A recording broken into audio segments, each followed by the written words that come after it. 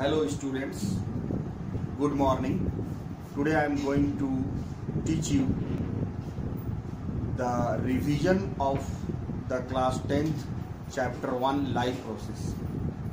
Since in this pandemic disease in COVID-19, the CBSE has cut the syllabus for 2020 and 2021.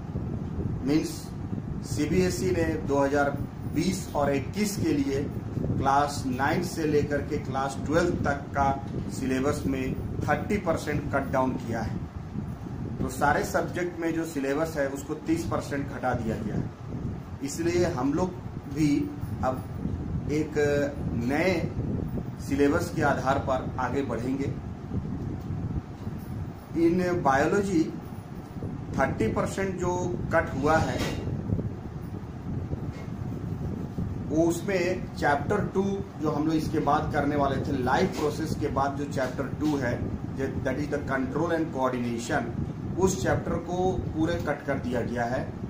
वो अब हम लोग को नहीं पढ़ना है। उसके बाद जो है एक और चैप्टर है हेरिडिटी एंड इवोल्यूशन, जो हम लोग सेकेंड टर्म में पढ़ते थे, वो उसका कुछ पोर्शन कट हुआ है।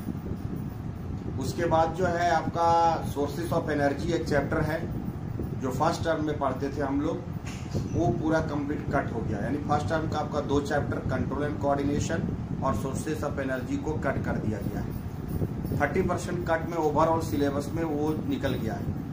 उसके बाद जो है आपका एक और चैप्टर है नेचुरल रिसोर्सेज, उसका भी वो कुछ हिस्सा कट हो गया है। तो हम लोग को अभी जो है वो लाइव प्रोसेस कंप्लीट पढ़ना है जो हम लोग कर चुके हैं। उसमें वीडियो के माध्यम से हमने आपको सारे लाइव प्रोसेस को कंप्लीट कर दिया है। लास्ट जो एक्सपिरेटरी सिस्टम था उसको हम लोग कंप्लीट किए थे। उसके बाद जो है आपका कंट्रोल एंड कोऑर्डिनेशन को अब पढ़ना नहीं है, तो उस पर हम लोग को अब कोई एग्जामिनेशन पॉइंट ऑफ व्यू से उस पर हम लोग जोर नहीं देंगे, क्योंकि वो बोर्ड का एग्जाम में उससे क्वेश्चन नहीं आएगा। ये क्लियरली मेंशन हो गया है, सीबीएसई ने क्लियरली मेंशन कर दिया है। उसके बाद जो है आपका हाउ डू ऑर्गेनिज्म रिप्रोड्यूस, वो चैप्टर बचता है, उससे क्वेश्चन आएगा।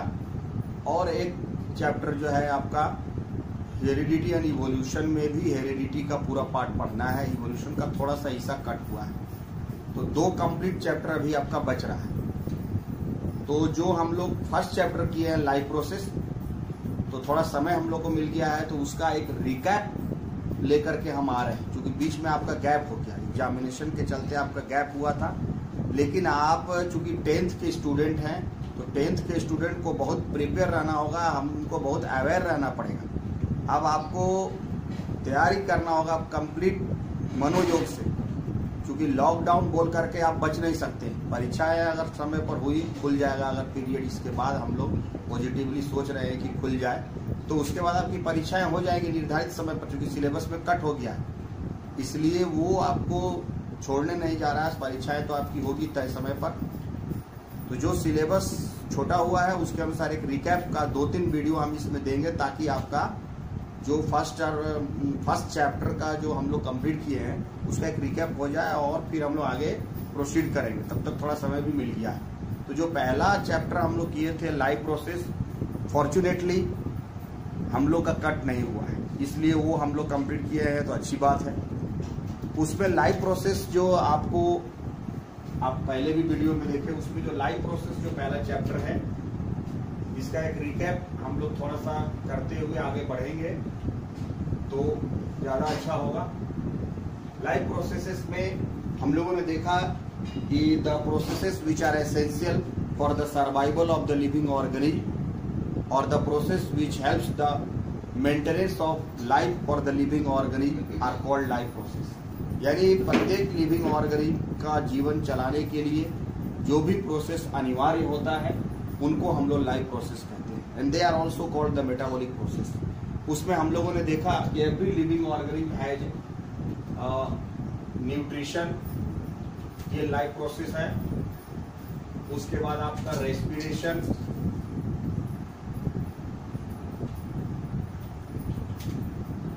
ट्रांसपोर्टेशन,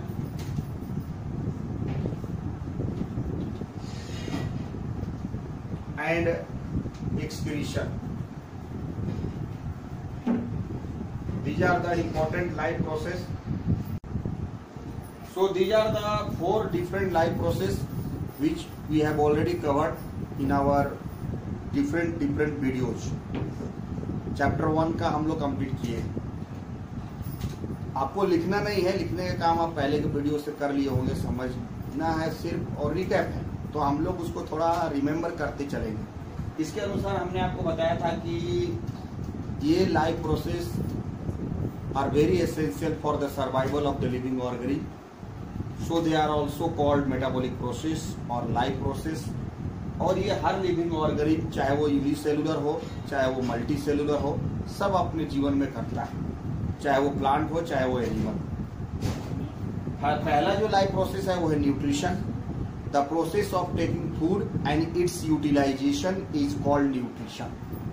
जिस विधि के द्वारा कोई भी लिविंग ऑर्गेनिज्म भोजन ग्रहण करता है और उस भोजन का उपयोग करता है अपने बॉडी का प्रोसेस को चलाने के लिए, एनर्जी प्राप्त करने के लिए, उस प्रक्रिया को हम लोग न्यूट्रिशन कहते हैं। दैट इज कॉल्ड पोषण। The taking food and its utilization is called nutrition. The modes of nutrition, इसमें जो पहला लाइफ प्रोसेस में हम लोगों ने देखा कि न्यूट्रिशन भोजन लेना और उसका उपयोग करना है। भोजन लेने का बहुत सारी विधि है, उसको हम लोग मोड्स ऑफ न्यूट्रिशन में पढ़ते हैं। मोड्स ऑफ न्यूट्रिशन जो जनरली है वो 3 प्रकार का है, जिसमें हम लोग बात करते हैं। आपको तो बेसिकली 2 ही प्रकार पढ़ना है, एक हम लोग बीच में जोड़ते हैं, बट 2 प्रकार को समझते हैं कि ऑटोट्रॉपिक, हेट्रोट्रॉपिक एंड मीजोट्रॉपिक। तो ऑटोट्रॉपिक और हेट्रोट्रॉपिक को ही ब्रॉडली क्लासिफाई किया गया है कि 2 तरह का न्यूट्रिशन है। एक तो जो सेल्फ न्यूट्रिशन है, auto means self, trophs means nutrition. जो स्वयं से भोजन बनाता है उसको हम लोग कहते हैं ऑटोट्रॉप्स, स्वपोषी, जो स्वयं से अपना भोजन बना लेता है। इसमें सारे green plants, all the green plants are the examples of autotrophic nutrition. The second one is autotrophic nutrition, जो है वो आप पहला न्यूट्रिशन है। Auto means self and trophs means nutrition, and the organism which undergoes autotrophic nutrition are called autotrophs। तो जो जितना भी ग्रीन प्लांट्स हैं वो सभी ऑटोट्रॉप्स हैं, and they do their nutrition bye the process of autotrophic nutrition. और autotrophic nutrition वो करते हैं, वो अपना सेल्फ न्यूट्रिशन करते हैं, यानी by the process of photosynthesis.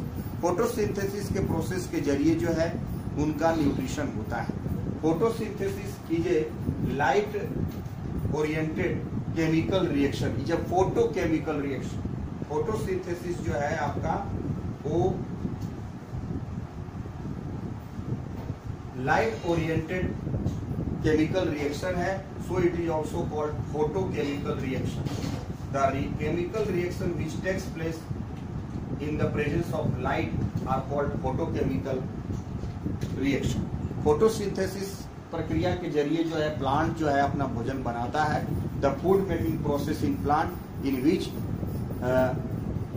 In the presence of sunlight and chlorophyll with the help of CO2 and H2O, the plant produces their food in the form of glucose. जो glucose उनका and product होता है, उसके रूप में जब plant अपना भोजन बनाता है, उस प्रक्रिया को हम लोग फोटोसिंथेसिस कहते हैं। फोटोसिंथेसिस प्रक्रिया जो है इसमें 3 स्टेप है। There are 3 different steps takes place in photosynthesis. Mechanism of photosynthesis में हम लोग उसको पढ़ते हैं। ये मैकेनिज्म है फोटोसिंथेसिस का, जिसमें आपको ध्यान रखना चाहिए। पहला है trapping of sunlight. Trapping of sunlight, sunlight को सबसे पहले फोटोसिंथेसिस प्रक्रिया में सनलाइट को एब्जॉर्ब करता है। Leaves of the green plant is made up of plastid, जो क्लोरोप्लास्ट है उसके अंदर ग्रीन कलर का पिगमेंट क्लोरोफिल होता है। वो क्लोरोफिल जो है सनलाइट को एब्जॉर्ब करता है, यानी ट्रैपिंग ऑफ सनलाइट और एब्जॉर्प्शन ऑफ सनलाइट होता है।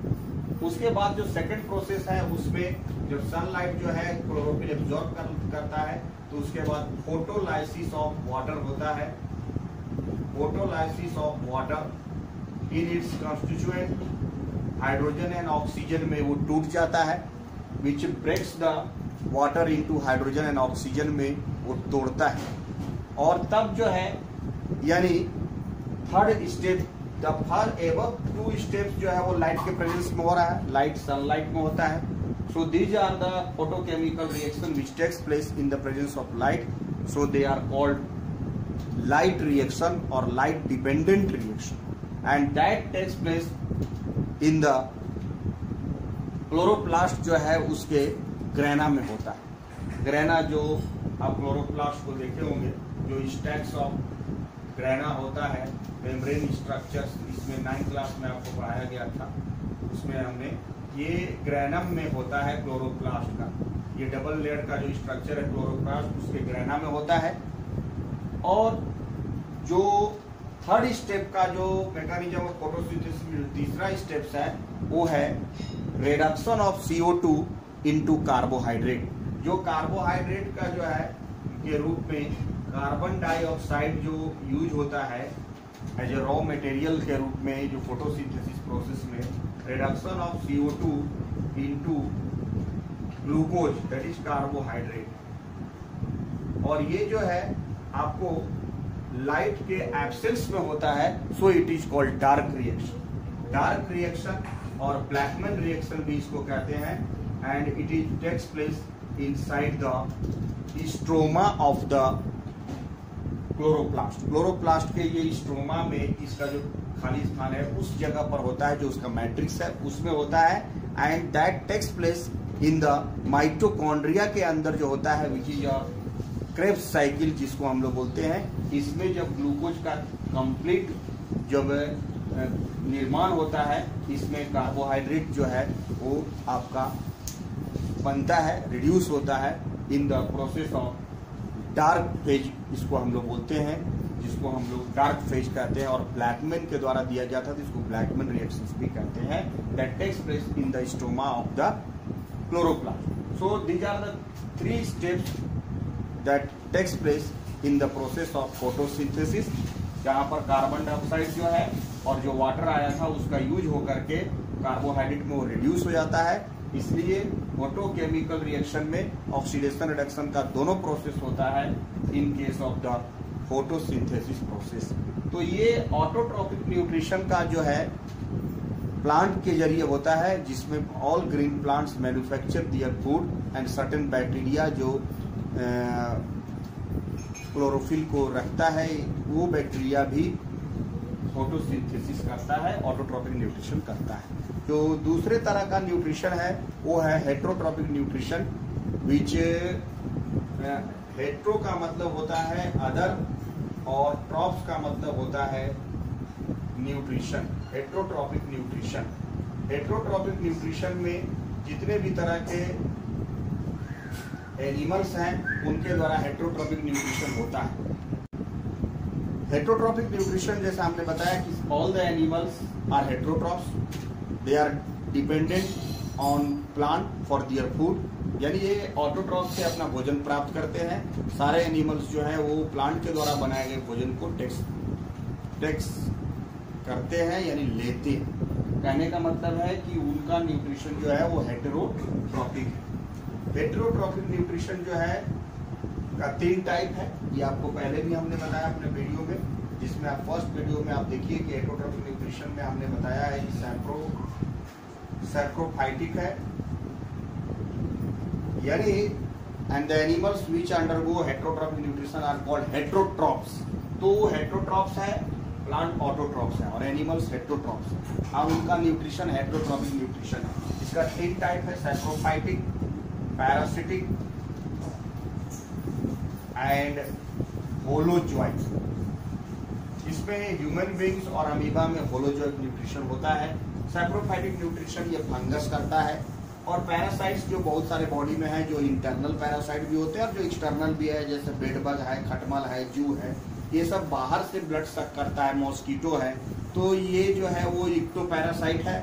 और बहुत सारा जो आप वर्म्स है, कृमि है, जो बॉडी के अंदर पाया जाता है, एस्कैरिस लुम्ब्रिक्वाइड्स है, हेपेटिका, पेसियोला हेपेटिका है, लिवर फ्लूइड है, ये सब जो है वो बॉडी के अंदर रहते हैं, तो उनको हम लोग कहते हैं इंडोपैरासाइट। तो पैरासाइट्स में प्लांट पैरासाइट में कस्कुटा है, अमरबेल है, एनिमल पैरासाइट में एस्कैरिस लुम्ब्रिक्वाइड्स है, आपका टीनिया सोलियम है, ये सब पॉट टैपवॉर्म है, ये सब जो है आपका पैरासाइट्स है। एंड द होलोजोइक न्यूट्रिशन में आपका अमीबा है और human beings are the examples of holozoic nutrition, जिसमें न्यूट्रिशन का 5 स्टेप होता है, जो हमने बताया है कि इजेशन होता है, यानी इंजेशन, पहले भोजन को लेना, ingestion, digestion, absorption, assimilation and egestion, ये 5 स्टेप होगा। और फिर हम लोग प्रोसीड कर जाएंगे digestive system, human digestive system, which I will tell you in the next video. So thank you, like, share and subscribe the video for more exciting videos.